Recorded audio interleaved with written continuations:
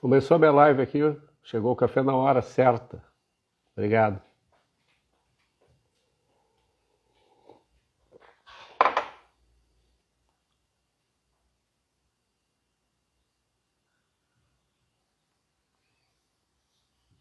E aí, Enio Sandler, tudo bom?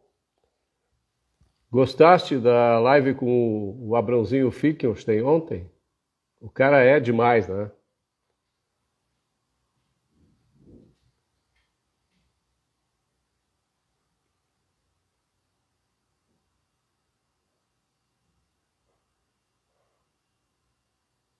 Boa noite, pessoal. Tudo bem? Estão chegando aí? Daqui a pouco entra o Rodrigo Furtado e a gente começa a bater papo sobre ideias. O negócio com ele é discutir sobre ideias, as coisas que fazem, que guiam a nossa ação na nossa vida, né? Na sociedade.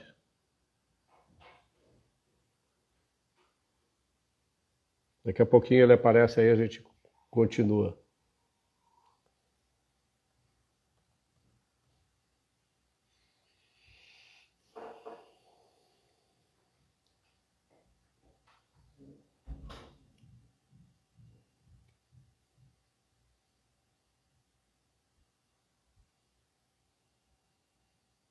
Deu uma esquentada aqui, eu vou ligar o ar-condicionado.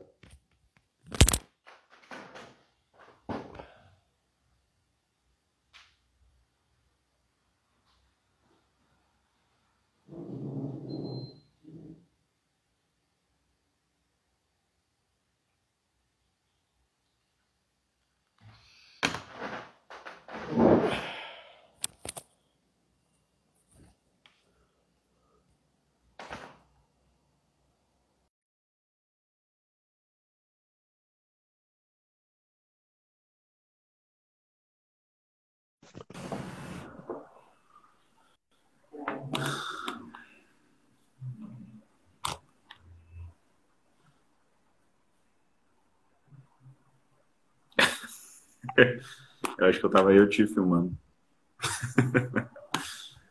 Opa! Muita gente da Rua Esperança, né, Enio? É legal as histórias que envolvem o nosso passado, né? Hã? Não sei. Talvez momentaneamente. Tem problema?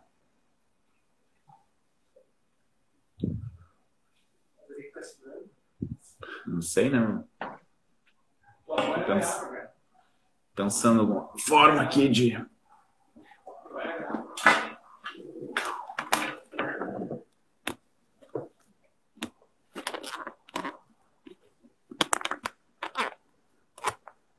Tá demorando a conexão do Rodrigo. Vocês estão vendo ele aí ou só estão vendo a mim?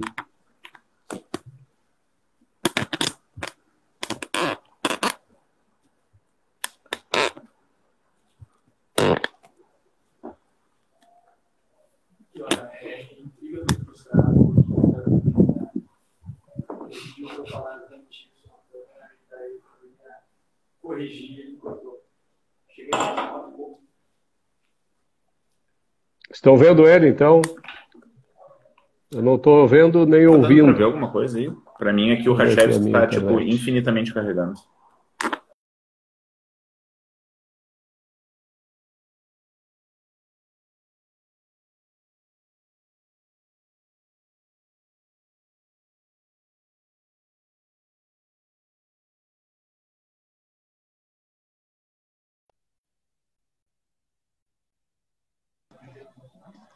Não sei, ele não tá aparecendo pra mim aqui.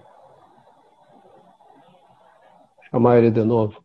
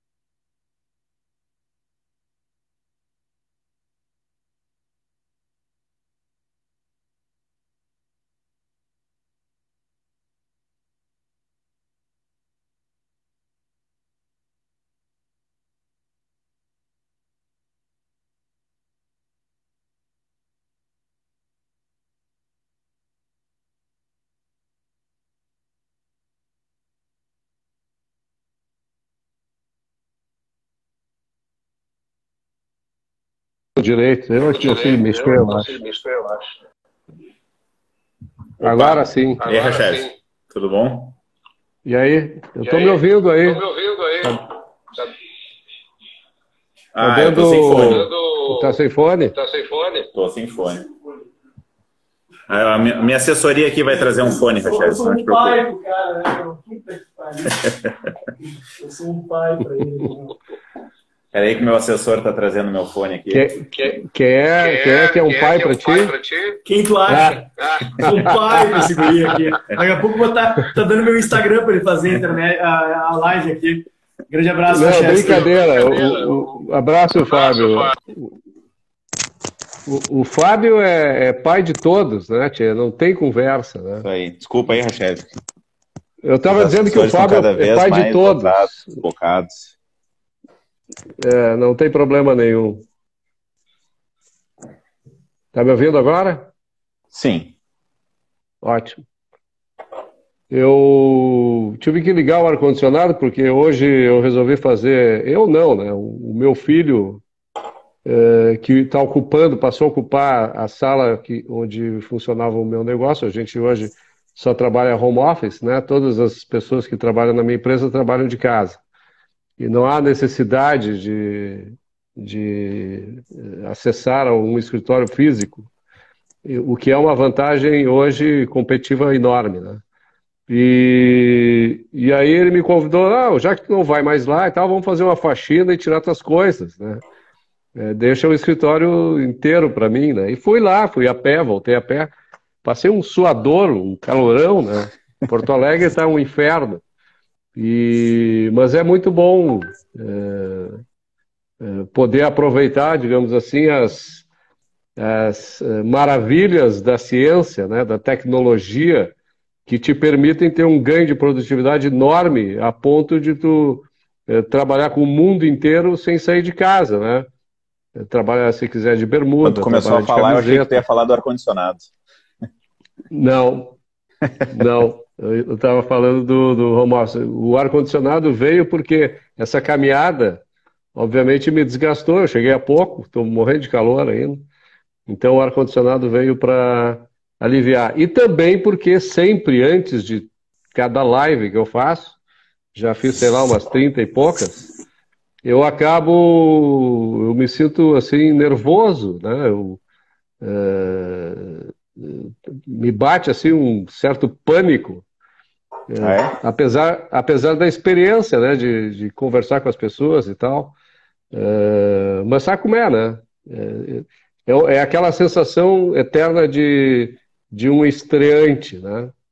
E cada live acaba sendo uma estreia, na realidade, porque vem um novo convidado, vem um novo amigo, o caminho pelo qual a gente vai percorrer a gente não conhece muito, né? É o convidado que faz o caminho, a trajetória, e eu sigo atrás, né? Sem dúvida. Bom, em primeiro lugar, Rodrigo, eu queria te agradecer por ter aceitado o convite, né? Foi a tua aceitação foi uma batalha gloriosa, né? Que terminou de forma gloriosa. Tu está aqui, né? A gente vai conversar sobre muitas coisas que eu acho que tu tens muito a contribuir, né? Tu é um cara modesto, tu é um cara que tem as tuas ideias, faz o teu trabalho, não está preocupado muito com o que os outros pensam, etc. Mas eu tenho uma admiração muito grande por ti, pelo teu trabalho, pelas tuas ideias, pela tranquilidade com que tu discutes pontos assim que são muitas vezes conflitantes ou contraditórios, né? Nos nossos diálogos. E eu tenho trazido pessoas para cá que eu aprecio, que eu gosto de conversar, não apenas para explorar mais elas nesse contexto, mas também para mostrar para aqueles que eventualmente aí resolvem ver o que está acontecendo no meu Instagram, mostrar que tem pessoas como tu, o que me parece ser uma sorte, né, para nós brasileiros. Então é isso. Então tá, obrigado pelo por estar convite, aqui. Rachel. primeiro deixa eu te corrigir em duas coisas, tá? Tímido, eu não sirvo. E modesto, menos ainda, eu acho. O Fábio tá rindo aqui, ele tá rindo de mim.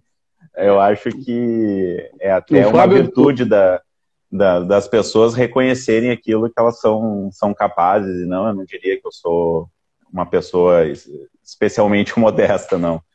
Mas agradeço a leitura de qualquer forma e especialmente agradeço o convite. Ótimo. Inclusive, agora, só para te dizer, eu fui um pouco resistente para aceitar o teu convite, não por pensar, fazer pouco caso do teu programa, muito pelo contrário. Exatamente por achar que talvez eu não fosse, enfim, merecedor, assim, de estar aqui. Quem sou eu na fila do pão, né? Que eu tinha te falado. E, inclusive, nesse aspecto que eu tinha te dito, que eu prefiro falar sobre ideias, assim. Eu não sei até que ponto alguém que está nos vendo aqui gostaria de ouvir falar sobre mim. Então, o que tu quiser falar de ideias, eu estou mais do que... O que eu gosto é que tu tá agindo que nem comunista. Quanto mais fala, mais se entrega, né? Quer dizer, tudo que tu tá dizendo comprova que tu é um cara modesto, né? Que tu acha que tu não tá à altura, que não sei o quê, não sei o quê. Ok, essa eu já ganhei, tá? Não tem discussão mais, tá? Encerramos por aqui esse negócio, tá bom? Agora, o que acontece é o seguinte, a gente se conheceu basicamente nas atividades do Instituto Atlantos, né? Eu não sei se já foi no Clube Misran também, mas... Não, quando eu iniciei, o Misran tinha acabado de terminar e virado Atlantos. E tu foste uma das pessoas que iniciaste assim, um trabalho produtivo no sentido de tentar motivar as pessoas a refletirem, né, a pensarem, a lerem, a discutirem os assuntos. Tu tens as tuas ideias e tal, sempre defendeste elas com bastante rigor, e eu queria saber de ti o seguinte: de que maneira tu acha que esse tipo de atividade realmente influencia a sociedade? De que maneira a gente como tu, ou como eu, ou como o Fábio muito além da gente, porque ele trabalha na política, né? Ele tem uma projeção, uma influência anos-luz à frente da nossa, né? A gente fica ali nos bastidores brigando pelas ideias, né, pelos pontos e vírgulas, se estão no lugar certo ou não e tal. E muitas vezes a gente até é chato com os políticos, né, que estão na frente de batalha, né, porque a gente não deixa eles pisar fora da linha um minuto, né, mesmo quando precisa, né. Então eu queria saber de ti, assim, como é que foi, como é que tu te encontraste dentro do movimento que eu chamo de movimento liberal? Como é que chegaste ao Atlantos? O que te mobilizou, assim, te motivou para te envolver nesse movimento? E de que forma tu entendes que a tua participação, o teu tipo de ser, vamos dizer assim, ou o meu tipo de ser, se tu não quiser falar de ti, contribui para esse tipo de atividade? Então, quando eu comecei a me aproximar mais de alguns desses grupos liberais, os think tanks, que a gente chama de pensamento liberal, uma das razões é porque quando tu começa a falar sobre certos tópicos e começa a ter pensamento próprio, tu acaba tendo uma resistência muito grande da sociedade. Pessoas que nunca pararam para pensar por si sobre alguns pontos ou se questionar sobre alguns pontos da política, elas têm um sistema de defesa onde, para a mente delas não entrar em conflito, para não entrar em contradição, elas afastam, elas tentam afastar essa contradição, aquilo que está causando curto-circuito no cérebro delas. E isso é um método de defesa, por quê? Porque novas ideias, para elas entrarem na cabeça da pessoa, novas ideias que fazem que parte do cérebro delas, parte da rede neural delas, está em contradição com aquela nova ideia, toda aquela parte do cérebro delas tem que ser apagada ou reconstruída e tem que ser refeita a partir dessa nova verdade que ela encontrou. E esse processo, ele dói na maioria das pessoas, e ele é uma dor que não é uma dor fictícia, é uma dor de verdade, quase como um rompimento muscular, assim. E quando eu comecei a sair de uma bolha e expor as minhas ideias e a minha maneira de pensar, ficou muito claro a rejeição que eu tive por boa parte dos meus grupos sociais e amigos e tal, que até então eles me julgavam uma pessoa honesta, uma pessoa reta, uma pessoa correta, uma pessoa que era amigo deles, até o momento que eu comecei a questionar pontos que para ele eram uma verdade absoluta. E isso acontece com a maior parte das pessoas que até um certo momento da vida segue o pensamento da maioria e em determinado momento começa a se questionar. Aqueles que não estão preparados para se questionar, eles lutam contra isso e geralmente de maneira violenta. Isso não é de hoje. Pega o mito da caverna do Platão, é basicamente sobre isso. Então eu comecei a procurar grupos onde eu pudesse me integrar e refazer outras redes de conexões sociais, porque estava aos poucos me esgotando das antigas e chegava a um ponto que também era um sofrimento pessoal meu. Era um sofrimento pessoal meu no sentido que, tipo, estava todo o tempo tendo que me questionar, pô, mas será que eu sou um cara... Será que eu sou esse cara que eles estão dizendo? Será que eu sou uma pessoa ruim? Será que eu sou um monstro por pensar essas coisas? Mas se eu sou, por que eles não me refutam com ideias? Por que eles não falam por que o pensamento está errado? Por que eles sempre tentam apelar para esse lado emocional só para a pessoa se sentir mal?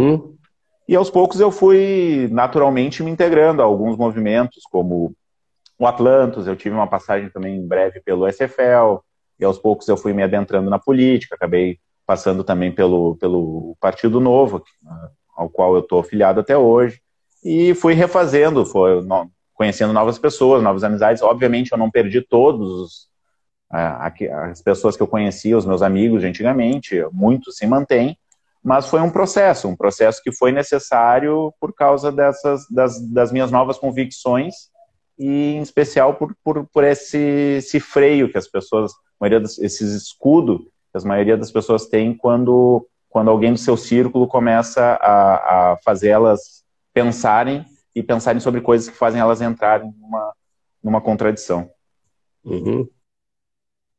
Esse modo atual de ser, no caso. Esses teus insights que tu tiveste, que te levaram a questionar eu costumo chamar assim, os valores, né? Porque as pessoas elas estão sempre atrás de valores, querem criar, manter valores na busca de se tornarem felizes com esses valores, né? Realizar os seus sonhos, seus desejos, etc. E muitas vezes os grupos, as pessoas coexistem e se apreciam, se toleram, porque os valores, na sua grande parte, são comuns, né? E quando tu começa a ver que tem determinadas pessoas que têm valores diferentes, num determinado grupo, a pessoa acaba sendo colocada no ostracismo. Pelo que tu falaste, ou seja, pelo desejo de se evadir, né, da discussão, quer dizer, não quer botar em xeque as suas premissas, não quer botar em xeque os seus valores, e prefere, então, tirar do contexto que ela participa aquela pessoa que coloca em risco essas crenças religiosas, muitas vezes, e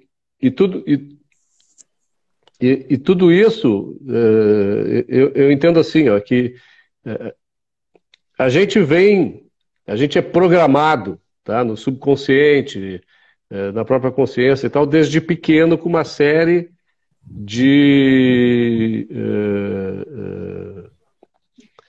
ideias, de valores e tal, que a gente vai amadurecendo ao longo do passar do tempo, né? Quando a gente chega na adolescência, ou um pouco mais tarde, ainda jovem adulto, a gente começa a questionar tudo aquilo que nos foi colocado, né? E tal. Quer dizer, se abre a possibilidade de mudança nesse pensamento. Então, eu imagino que isso tenha acontecido contigo, né? Quer dizer, chegou num momento que tu parou para pensar e disse, pô, mas espera um pouquinho, isso que eu acreditava não é bem assim. De que maneira tu passaste por esse processo? O que te levou a ter essa reflexão e essa mudança de pensamento a ponto de tu teres que mudar o teu grupo, o teu coletivo, digamos assim, de convivência? Olha, eu não sei se Qual eu consigo te foi a tua determinar. trajetória intelectual, assim, a tua trajetória na busca por uma moralidade mais adequada aos teus pensamentos?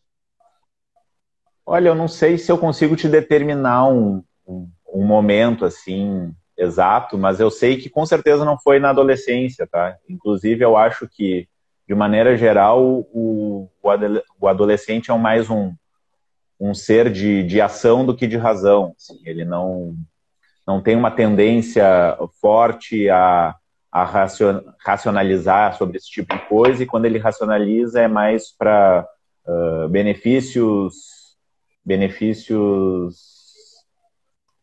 do momento, assim, do agora. Inclusive, é por isso que geralmente adolescentes têm uma forte necessidade de sinalizar virtude com as convenções do momento, porque eles querem a recompensa do momento.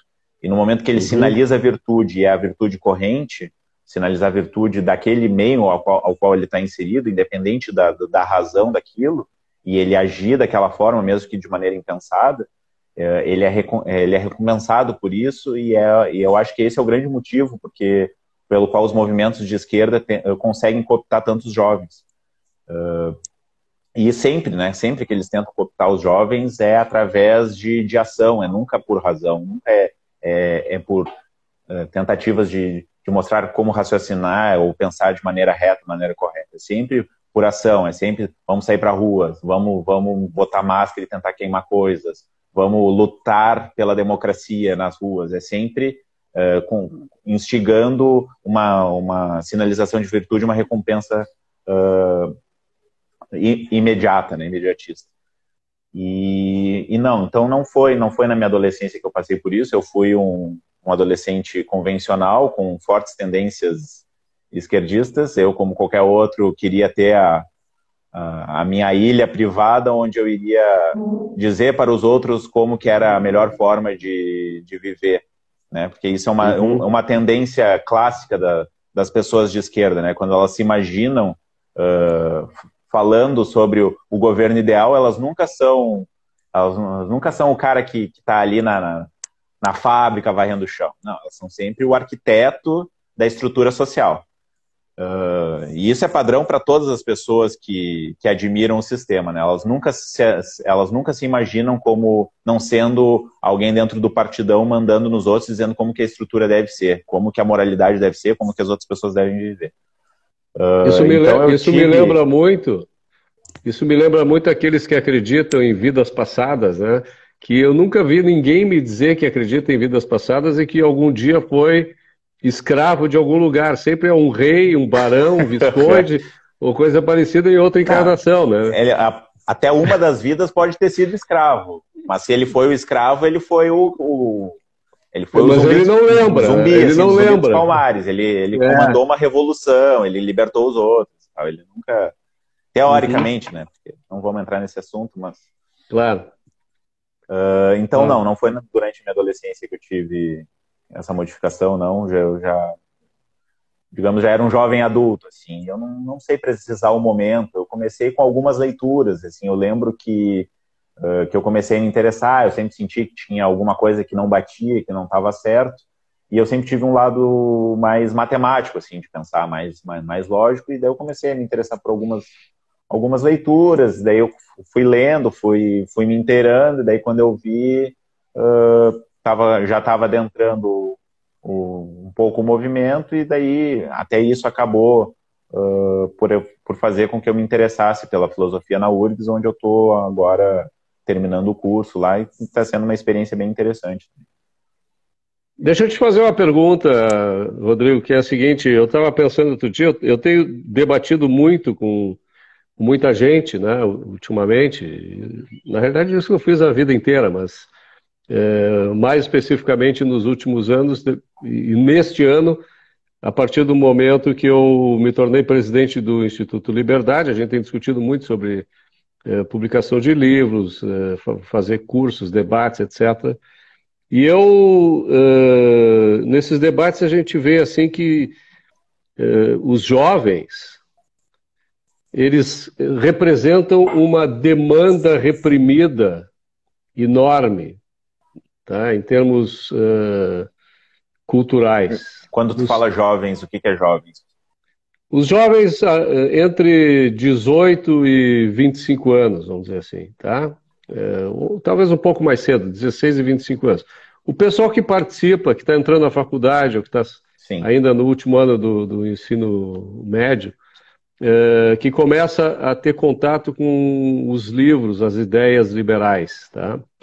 Porque até a década de 80, ou até a década de 90, na realidade, a oferta de ideias liberais, de autores, livros liberais no Brasil, era absolutamente insípida. Era como se não existisse, como se esses caras não tivessem nascido, né? Como se a gente vivesse num universo paralelo, né? Totalmente afastado do que a gente vê lá no mundo anglo-saxão, por exemplo, né? Os autores do iluminismo anglo-saxão, porque o iluminismo que chegou no Brasil era continental mais, né? E então, de repente, começou a ter uma enxurrada de ideias, de livros e tal, que as pessoas não estavam acostumadas, né? E isso motivou, principalmente depois da internet, muitos jovens a tomarem contato com isso e se tornaram leitores vorazes, tá? Não tem gente aí que esteja no meio que não tenha lido, sei lá, 5, 6 ou 10 autores diferentes com as mais variadas tendências. E o que está me parecendo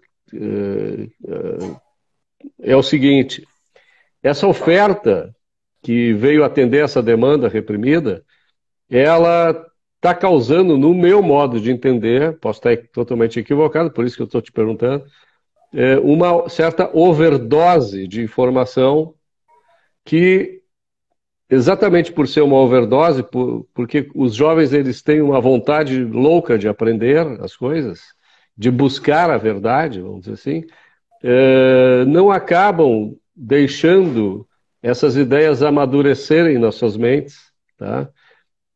O tempo suficiente para poderem fazer não apenas uma análise lógica própria daquelas ideias, mas também uma análise comparativa com outras ideias que competem, né,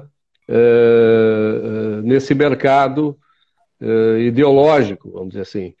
E eu às vezes digo assim, ó, que as pessoas, principalmente os jovens, elas estão lendo tanto que não tem tempo de parar para pensar a respeito de cada uma das leituras que fazem, né? Muitos, inclusive, fazem assim: leem um livro, acham legal, quando leem o segundo, já acham que aquele que leram antes não serve, que o que serve é o último, e assim por diante, né? Vão mudando de ideia a cada nova leitura, independente digamos assim, do percurso que fizeram, tá? Eu não sei se tu compartilha dessa visão. Se tu não compartilha, qual é a ideia que tu tens a respeito? Acredito que não, mas é que eu acho que tu tá partindo de uma falsa premissa, que é que tu acredita que eles leem muito. E eu acredito que eles sinalizam virtude para o grupo deles, dizendo que eles leem muito. Porque a virtude para um grupo desses think tank é dizer que tu leu tal coisa ou que leu aquela outra coisa. E a verdade, na minha experiência pessoal, quando eu começo a questionar alguém que diz que teoricamente leu tal coisa, ela na verdade não leu tal coisa. E tem um segundo problema, que é que mesmo aqueles que leem, às vezes eles não compreendem o que eles leem. E não porque eles são burros, não é porque eles são burros, é porque a ordem pela qual eles leram, eles não primeiro aprenderam lógica básica, eles não primeiro aprenderam o que leva, como que se faz para levar as premissas até uma conclusão. Por que aquilo que ele está lendo é verdade? Como é que ele prova que aquilo que ele está lendo é verdade e que não é falso? E a minha visão é que a maioria não consegue perceber isso. Eles não conseguem perceber quando que o que eles estão lendo leva a uma conclusão lógica e por que leva a uma conclusão lógica, e quando que entra em contradição e simplesmente não faz sentido. É muito difícil, inclusive, para algumas pessoas separarem o que é um livro, um romance, uma poesia ou um livro sobre filosofia. E por que é difícil para eles? Porque eles não conseguem compreender como é que funciona algumas teorias básicas de compreensão textual ou de lógica. Então, eles não conseguem entender exatamente o que eles estão lendo. Então, para eles, às vezes, o que adianta para ti citar um texto, algo que tu não compreendeu, não tem condição de compreender. Então, às vezes, eu acho que é um duplo engano, assim. Primeiro é um engano de não conseguir compreender o que está lendo, por não ter capacidade de saber se aquilo que está lendo aquilo que ela leu leva àquela conclusão, e o fato da sinalização de virtude que existe dentro dos think tanks. Muitos desses que dizem que leram tal livro, na verdade, eles não leram tal livro, eles viram o Rafael, do Ideias Radicais, lá falar por 5 minutos num vídeo.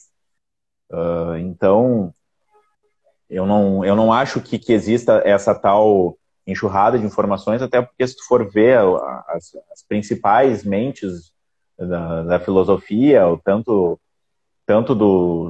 da atualidade, mas principalmente os clássicos, eles não tinham uma área única de enfoque, eles eram mestres em diversas áreas. Claro, e mais do que mestres em diversas áreas, eles escreviam sobre diversas áreas.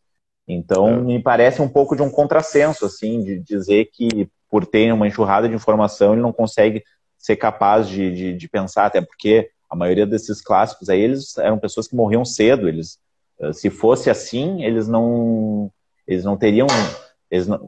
como é que eles morreram cedo e escreveram tanto e fizeram tanto se é algo que não dá tempo de pensar? Não dá tempo de pensar. O problema é que não se segue uma metodologia, uma onde se é capaz de compreender aquilo que está lendo, e segundo, eu simplesmente acho que eles mentem. Ok. Viu? Tá valendo a pena a nossa live aqui, viu? Agora, vamos combinar também o seguinte, né? Que eles são vítimas, né? Porque o sistema todo é feito, construído para isso. A maior parte desse pessoal é vítima do nosso sistema educacional, que a partir de um determinado momento riscou do mapa lógica, filosofia, história dos clássicos, etc., né? E resolveu implantar o pragmatismo, né? A experiência prática, em vez das abstrações ou coisa desse tipo, né? Tu não acredita a esse modelo que a gente tem? Eu não acredito muito nesse sistema de vítima. Não sei. Acho que daí vou retornar aquilo que tu me falou antes. Eu acho que agora quem está sendo esquerdista é tu. De dizer que são vítimas da sociedade. Não são vítimas da sociedade. Eles têm um celular com todo o conhecimento do mundo ao alcance das mãos deles. É só ir atrás. Eles têm livre-arbítrio para fazer isso. Mas não são vítimas da sociedade, eu sei. Mas eles são vítimas de um sistema montado e estruturado para que essas pessoas sejam os analfabetos funcionais que são. Sim, eles tiveram foco aí na ação do governo deliberada. Sim. Sim. Essa é a questão. Inclusive, eu vi um pouco disso na FACED, durante a minha faculdade, a parte que é das cadeiras da FACED demonstra muito bem porque a situação, por que nós chegamos na situação que nós estamos hoje. É uma ode à mediocridade. Toda toda a faculdade de educação, o que é nos passado como metodologia. Assim. Desde literalmente falar que não se deve rodar alunos, que isso é a última das últimas consequências, que um aluno que passou de uma nota 1 para uma nota 4, ele deve ser auxiliado a passar, porque, nossa, ele teve um aumento de 300% do rendimento dele, enquanto que aquele que estava com nota 8 e viu a situação risível dos colegas e perdeu o interesse e passou para 5, talvez esse sim deva ser colocado de recuperação, afinal ele tem tanto potencial, ele começou com 8 e foi para 5, ele perdeu quase que 50% do potencial dele, então esse aí tem que ser recuperação e o outro tem que ser ovacionado. Então, esse tipo de educação, que também diz que a criança que tem muita capacidade, ela não deve ser de nenhuma maneira instigada a ler mais, a pesquisar mais, aí talvez 1 ou 2 séries para cima, que isso vai fazer muito mal para o desenvolvimento dela, que o que tem que fazer é colocar ela com a pessoa mais incapaz da turma, porque quando ela sentar do lado do incapaz da turma, ela que não tem nenhuma experiência em didática ou em dar aula ou como passar um conhecimento, daí sim ela vai conseguir ensinar o coleguinha que está devagar aí junto. Então, virou como se tentaram transformar a educação como que em uma das fases da vida, como se todos tivessem que ir para o ensino superior e todos tivessem que ter ensino acadêmico, como se fosse uma vergonha alguém não ter um ensino superior, e como se todas as pessoas precisassem disso para ter uma vida completa e feliz, o que é falso, é completamente falso.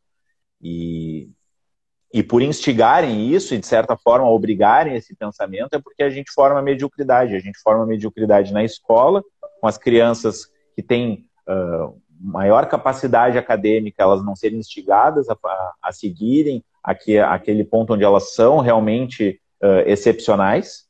E inclusive, a quantidade de dinheiro público que a gente joga no lixo, por forçar pessoas que não têm interesse acadêmico e talvez até não tenham capacidade intelectual acadêmica, a gente forçar essas pessoas a passar por um processo que talvez elas nem queiram, que elas poderiam ser plenamente felizes sem eles, talvez até mais ricas, e eu digo ricas financeiramente, porque talvez se elas estivessem fazendo alguma coisa que não fosse acadêmica, mas que talvez elas fossem excepcionalmente muito boas, como, por exemplo, a marcenaria, elas poderiam ser plenamente felizes, talvez estivessem ganhando muito mais.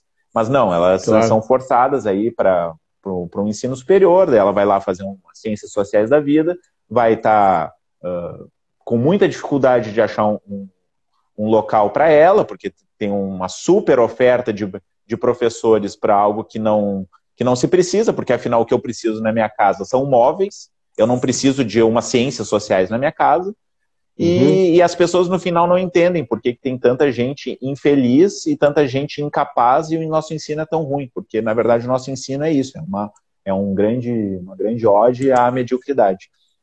Então, muito basicamente, assim, é isso que eu acredito, e eu vivenciei isso quando eu fiz as faculdades de educação na URGS. Assim, todo o nosso ensino é isso, é para formar pessoas medíocres. Então, nesse ponto, eu concordo contigo. Nós formamos pessoas medíocres. Agora, o ponto que eu discordo para mim, elas são plenamente capazes de usar seu livre-arbítrio para ir atrás e mudar essa realidade delas. Elas têm capacidades e acesso à informação que nenhum dos grandes intelectuais de séculos atrás tinha, e elas não vão atrás simplesmente porque elas não querem ir atrás, porque oportunidade elas têm.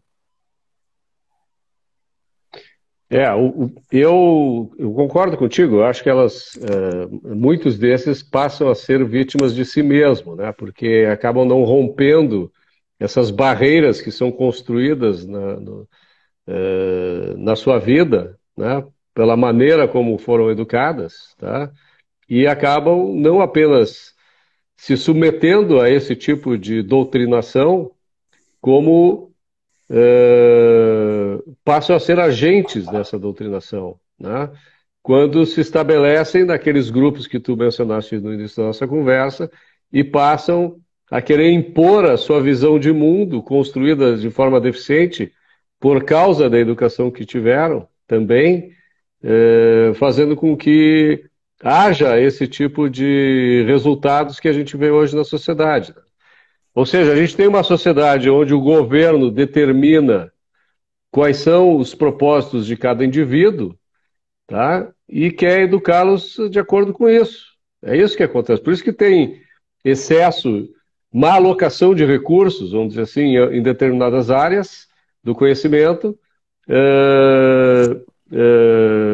ou melhor, tem má alocação de recursos, faltando recursos em determinadas áreas que são necessárias e sobrando em outras áreas que não há demanda, que não há por que ter, né?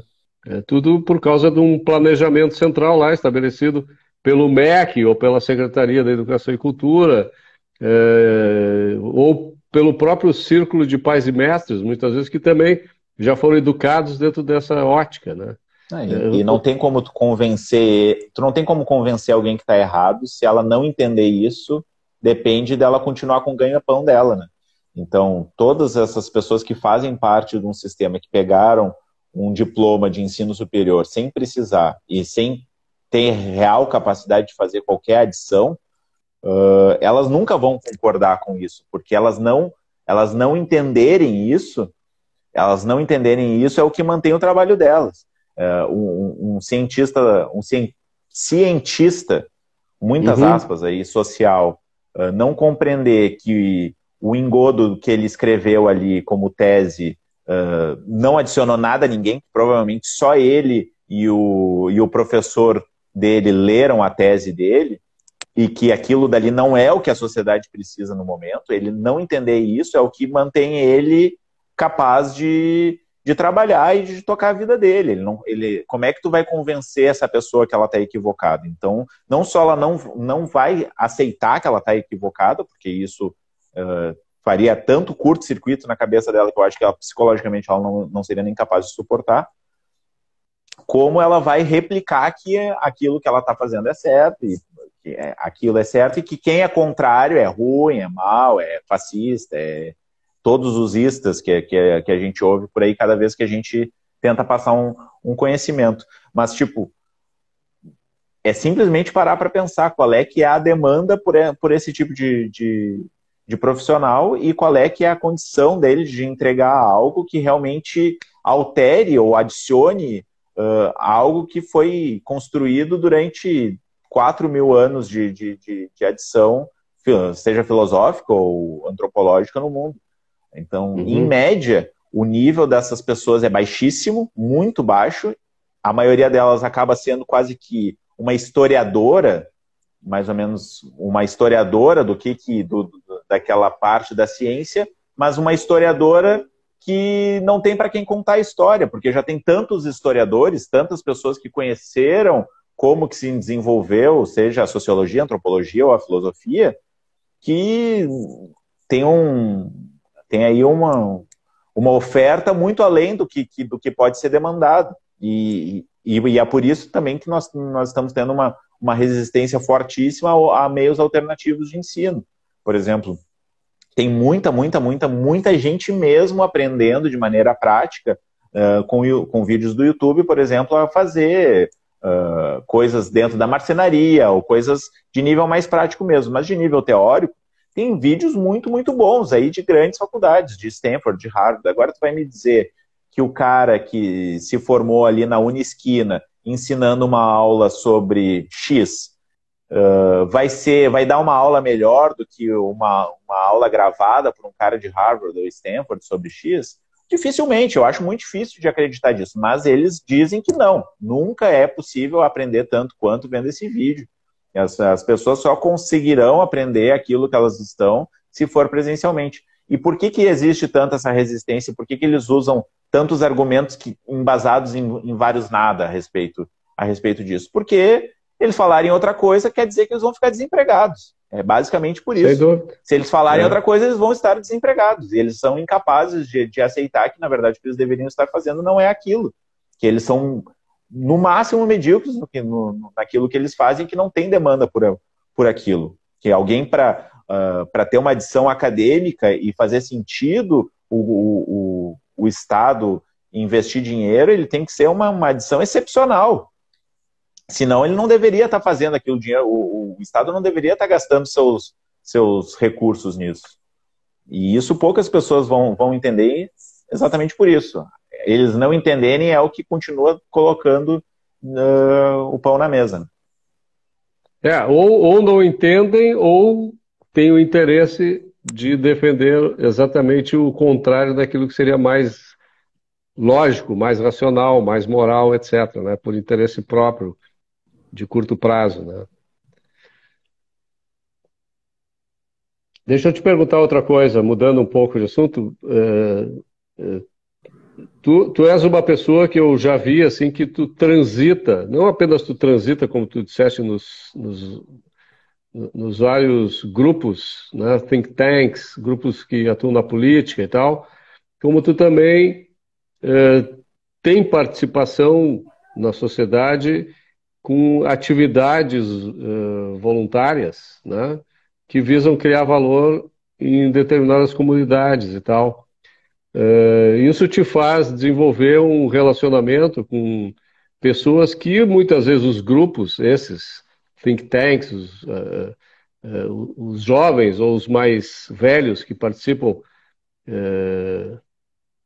desses ambientes, tá, acabam não tendo, né?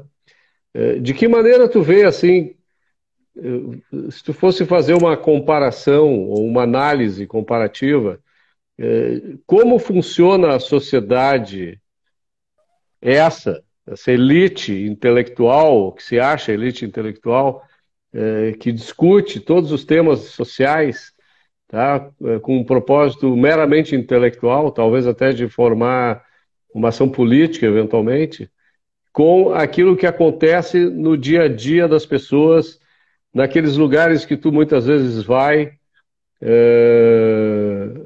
para desenvolver essas atividades que são mais óbvias, que são mais do dia a dia das pessoas, que tratam exatamente das necessidades básicas que cada um tem, seja de ir e vir, seja de se alimentar, enfim, de viver a vida tendo em vista a própria realidade.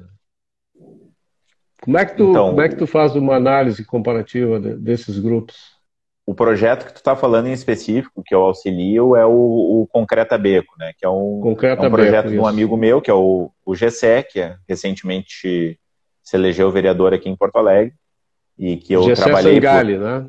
Isso. Que eu trabalhei por alguns anos na Câmara de Viamão com ele, e agora, futuramente, vou também trabalhar na Câmara de Porto Alegre com ele. O que é o projeto, muito resumidamente, para quem não conhece?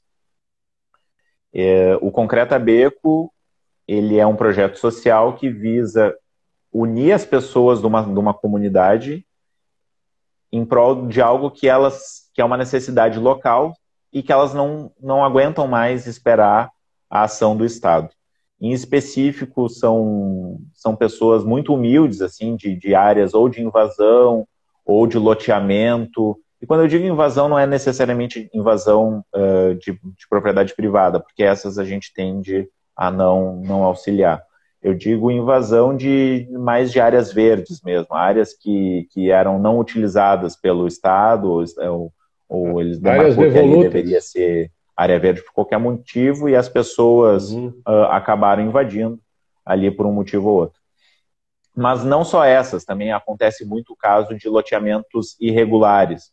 O que são os loteamentos irregulares? É basicamente o seguinte, pega uma cidade como Viamão, o cara pega um terreno ali de alguns hectares e em volta do terreno dessa pessoa, de alguns hectares, tem as vias de acesso, mas internamente ao terreno não tem.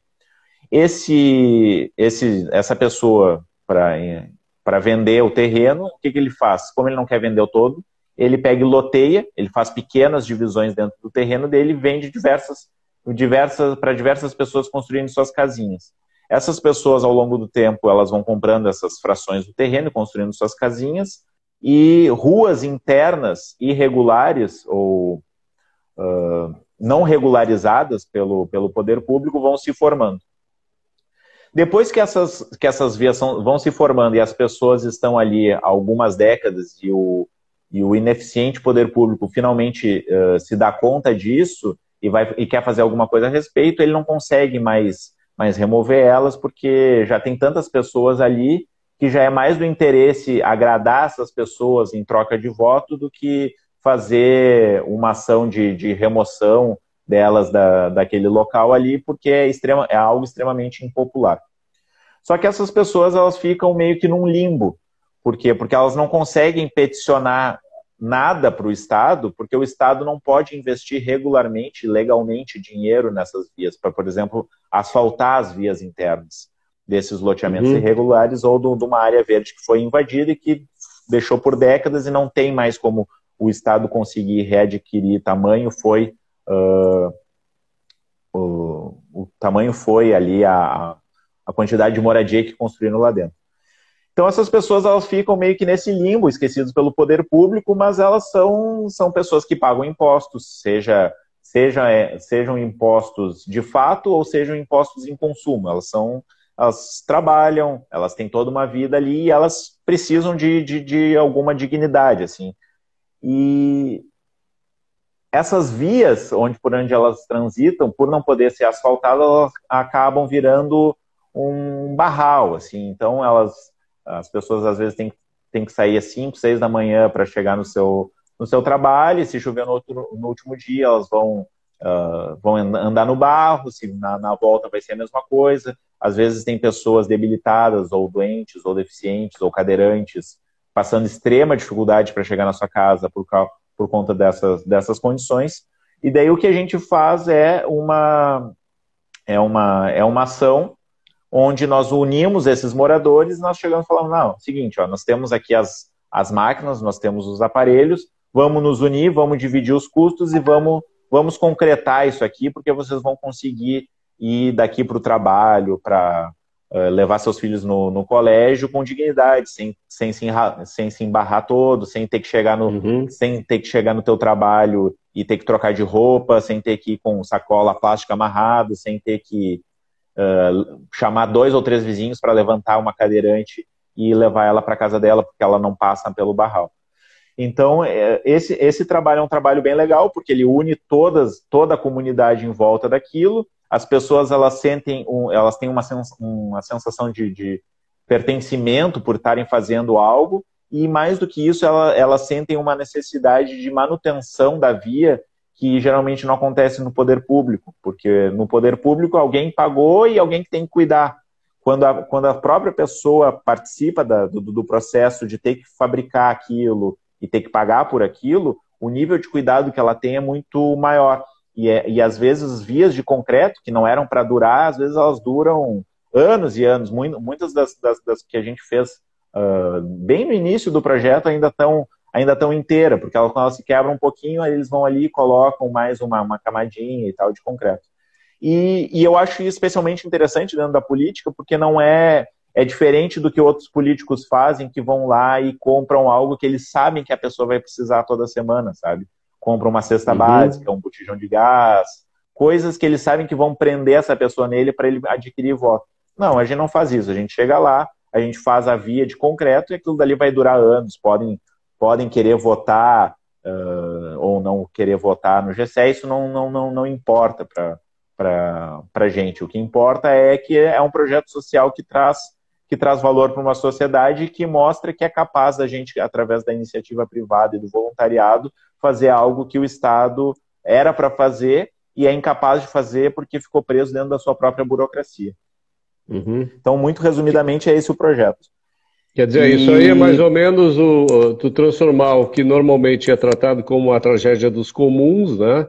Ou seja, aquilo que não é de ninguém passa a ser daquelas pessoas que se envolveram no projeto.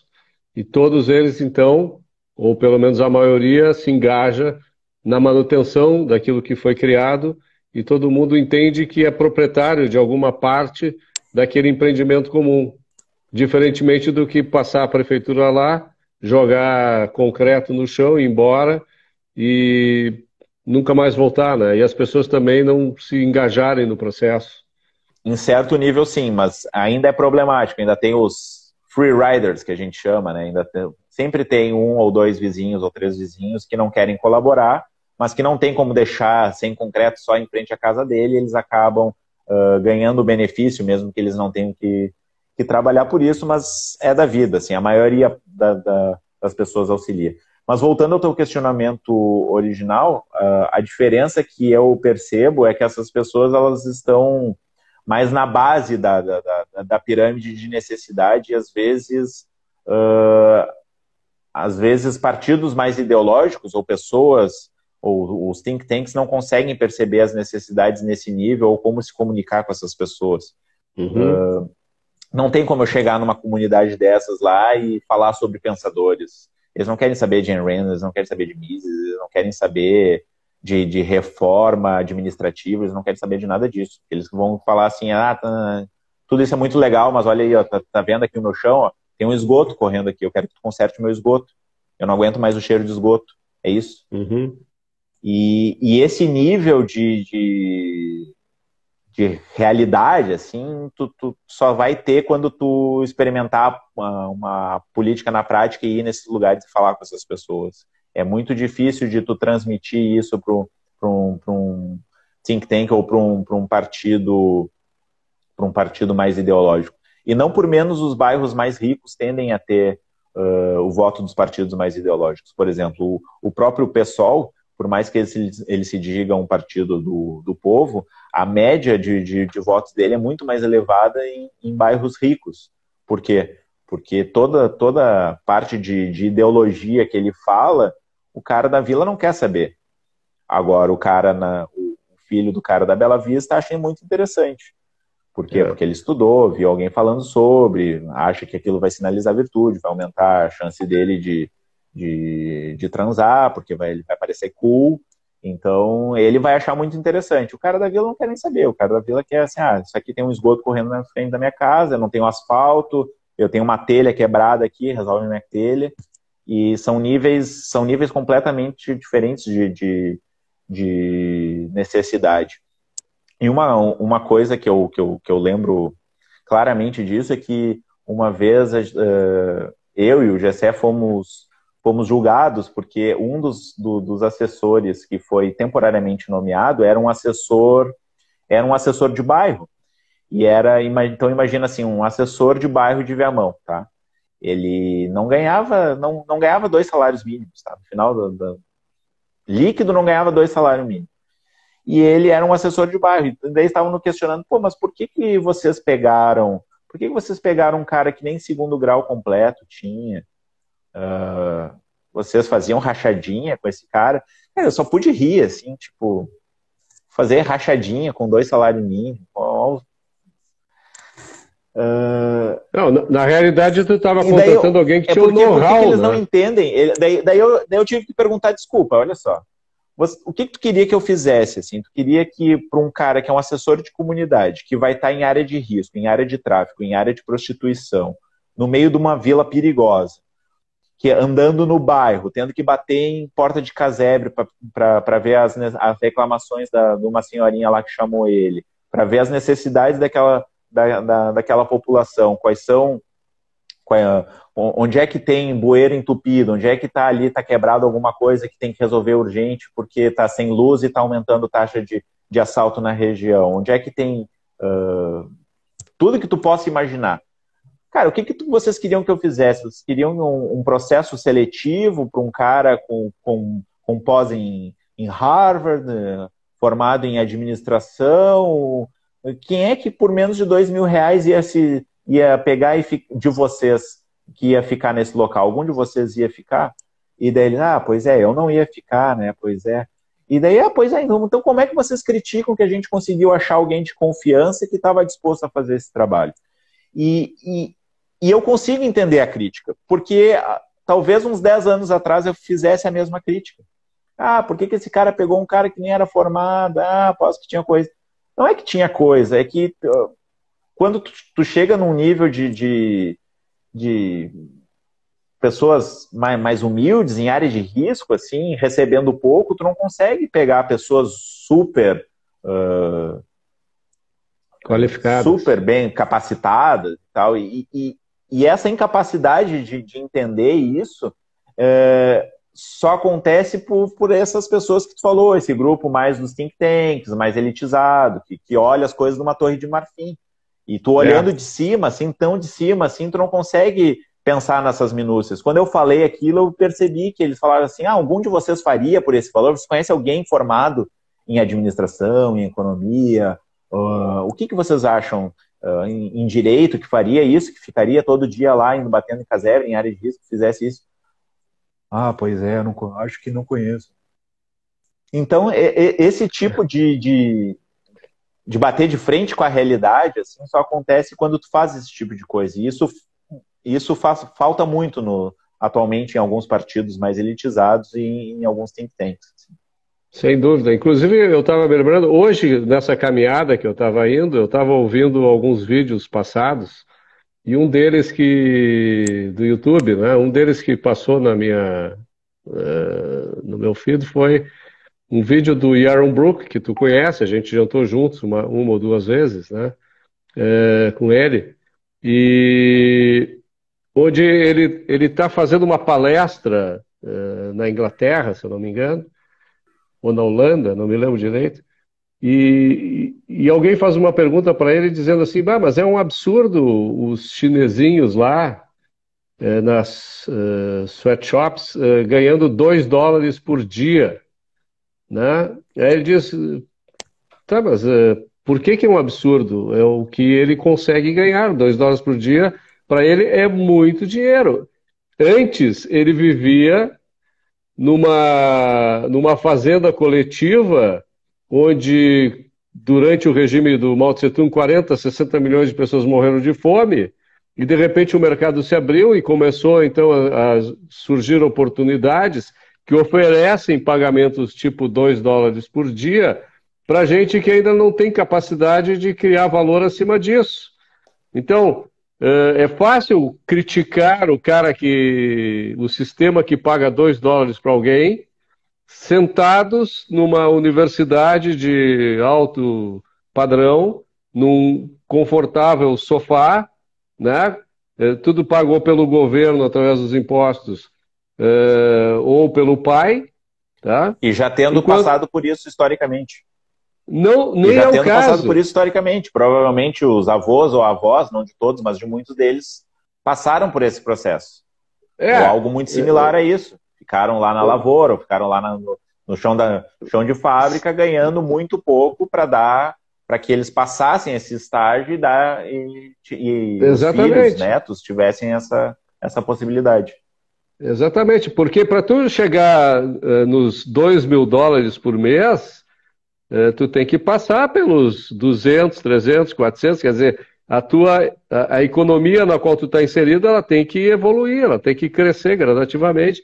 É impossível, o mercado não aceita, se tu, por exemplo, compra um iPhone de $300 porque tu paga $2 para o cara lá na China, o mercado aqui no Ocidente não vai pagar $600 para pagar $4 por dia para o cara lá. Quer dizer, se tu quiser pagar $4 por dia, a fábrica que contrata ele vai dizer, não, $4 eu não vou oferecer essa oportunidade para ninguém. Sim, claro. Vou produzir em outro lugar que seja mais barato. Então, essa visão lúdica, né, de que é possível criar valor do nada, de repente, né, e faz com que as pessoas se distanciem dessa realidade que tu está trazendo. E eu acho que há um equívoco aí duplo, né, porque enquanto a esquerda usa isso e tira proveito e empobrece mais essas pessoas, aqueles que têm as ideias boas, que poderiam enriquecê-las, ficam distantes, não conseguem convencê-las do que é melhor para elas, né, no sentido assim de sistema político, e a gente torna isso perene, né? Esse problema. Eu até escrevi outro dia algo mais ou menos assim, se as pessoas, se as pessoas tivessem acesso à filosofia, tá? Aquelas pessoas que não têm o que comer e por isso não têm acesso à filosofia, se elas tivessem acesso à filosofia, talvez elas nunca passassem fome, né? Porque elas entendem o processo, entenderiam o processo, entenderiam as ideias e apoiariam aqueles que realmente oferecem um sistema mais adequado para que elas possam prosperar, né? Agora, quando tu está realmente, como tu disseste, nesse nível de necessidades, é muito difícil tu desenvolver isso, mas é um processo de médio e longo prazo que tem que ser percorrido, né? Sim, nisso concordamos. E Como é tu que estamos de tempo, consegue, Rachevski? já vamos terminar, e tu consegue nessas relações levar um pouco das ideias que tu conheces tão bem para esse pessoal? Tu chega a discutir ou fica só na discussão de Desculpa, curto para esse prazo pessoal, ali de qual pessoal? Tu diz quando faz os projetos sociais? é, tu chega a Não, discutir, levar para o debate questões não políticas, é, éticas? não, nunca, nunca foi tentado, assim, eu acho que, como a gente falou, assim, não teria muito espaço para isso, assim, são pessoas que elas estão em um estágio de necessidade da pirâmide bem abaixo, bem na base, assim. São, né, as Aham. necessidades mais básicas. Assim. E para chegar num nível de abstração, para poder se importar com essas coisas, assim, a pessoa ela tem que ter um certo, Nível de educação e cultura e eu não digo tal. tanto de educação, talvez não seja de educação, propriamente dita, mas é de não precisar se preocupar tanto com necessidades mais básicas. Sim. É mais nesse sentido, assim. Inclusive, os grandes, eu não sei se existem exceções, inclusive os grandes pensadores da própria esquerda, se tu parar para pensar, os grandes pensadores que falavam sobre a necessidade de revolução do proletariado, nunca eram pobres, nunca foi alguém do proletariado. Sempre Ma- eram filhos de industriários, filhos de burgueses, eram sempre esses intelectuais, eles sempre surgiram no berço do imperialismo, no berço do capitalismo, eles nunca surgiram Sim. dos Mas aí eu vou proletários. Por voltar, eu quê? vou Porque voltar. eles não têm esse. Inclusive, eles têm um termo degradante para o proletário que não tem a visão, para a visão de classe. Exatamente por causa disso, eles não conseguem ter essa visão. Qual é o termo? Olha, agora me faltou o termo. Eu acho que é Schuppenproletarian, eu não lembro o nome do termo. Eles têm um termo que é um termo degradante, é o proletário que não tem consciência de classe. E esse ele é visto como um abaixo, assim. Ele é Aham. visto como ele é zoado entre os intelectuais. Nem eles levam a sério, assim. Eu vou te fazer uma colocação instigante, posso fazer? Aproveitando as tuas palavras, tá? Porque quando eu falei da questão das ideias serem absorvidas da juventude e tal, babá, do tempo, né, necessário para amadurecer, tu me vieste com a questão dos clássicos, né, dos pensadores antigos e tal.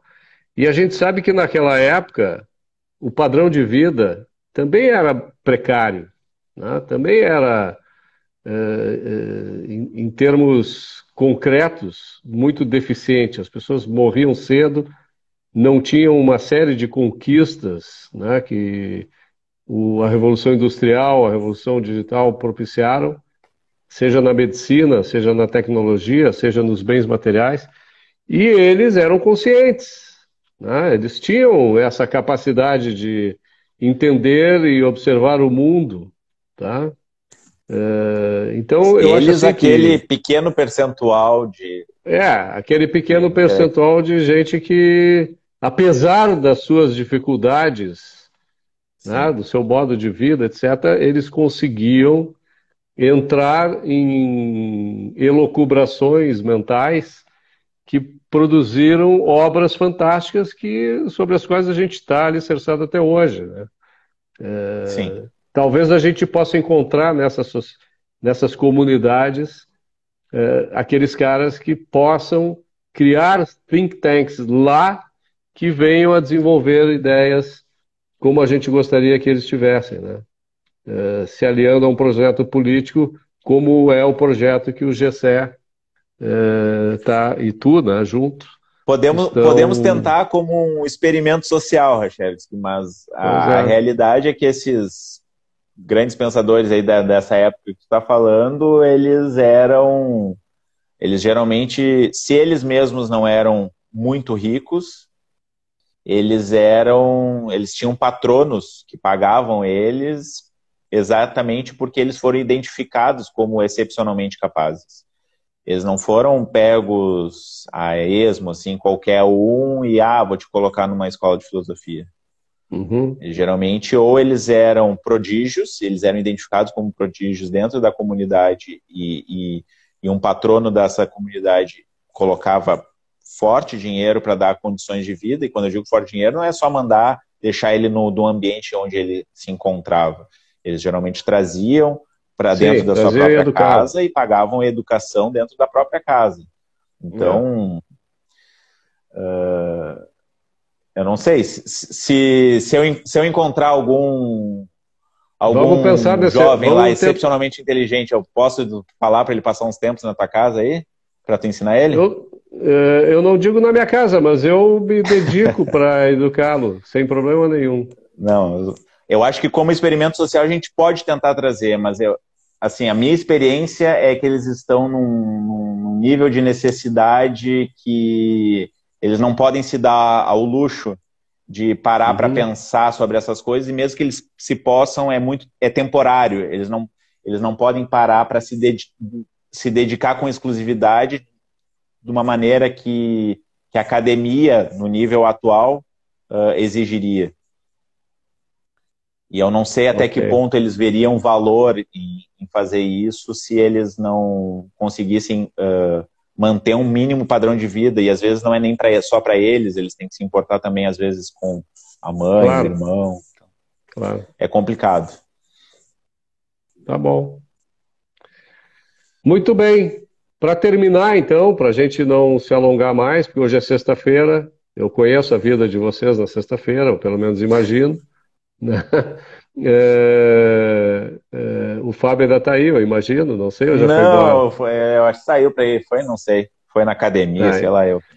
Ok, então para terminar é o seguinte, tu vai te envolver agora na política com o GCE, né, diretamente. Irei. Rapidamente, assim, o que tu vês daqui um tempo, tu concretizando através do trabalho do GCE, das ideias que tu defende? Como é que tu acha que as ideias que tu acredita vão poder ser colocadas em prática através da política como ela está estabelecida aqui no Brasil? Eu acho que o principal diferencial que o nosso gabinete vai trazer no ano que vem, em contraste, por exemplo, a um grande gabinete liberal, que eu considero como o do Felipe Camozato, é que nós vamos ser muito mais mão na massa. No sentido de sair do gabinete e fiscalizar o devido gasto do dinheiro público. Eu acho que, por exemplo, o Camozato faz um trabalho realmente excepcional, não só ele, como todos os membros do gabinete deles, mas é um trabalho literalmente de gabinete.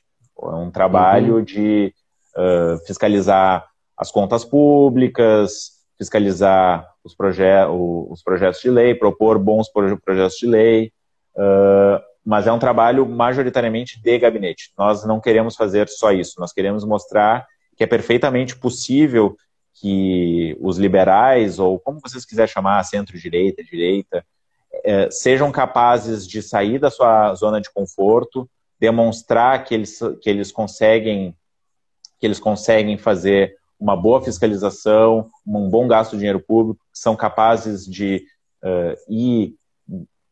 fazer ações sociais. Esse é o nosso diferencial. A gente quer fazer a diferença para essas pessoas que às vezes ficam invisíveis para o pessoal que só trabalha no think tank. Porque tu imagina, para as pessoas muito humildes que estão paradas numa fila da UPA, esperando 4, 5, 6, 8, 12 horas por atendimento, chegar um vereador lá de direita dizendo que se importa com eles, que o dinheiro público deve ser devidamente gasto, é algo diferenciado, é algo que a direita e os liberais hoje em dia não fazem. E nós queremos começar a nos apropriar disso, de meter a mão na massa, de fiscalizar, de cobrar o devido gasto e a devida utilização dos recursos públicos, em especial em zonas carentes. Porque se o dinheiro é gasto, já que o dinheiro é gasto, ele tem que ser bem gasto. Claro.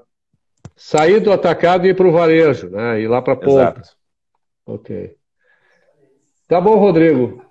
De novo, muito obrigado, Rodrigo. Foi Eu que ótimo agradeço, papo. Roberto. Muito obrigado pelo convite. Foi um privilégio. A tua contribuição foi fantástica, tá? E espero que seja mais fácil tu aceitar o próximo convite, tá bom? Tá certo. Próximo aceito, mas com maior facilidade, pode deixar. Valeu, obrigado. Valeu, Rachevski. Boa noite. Bom fim de semana, boa noite também.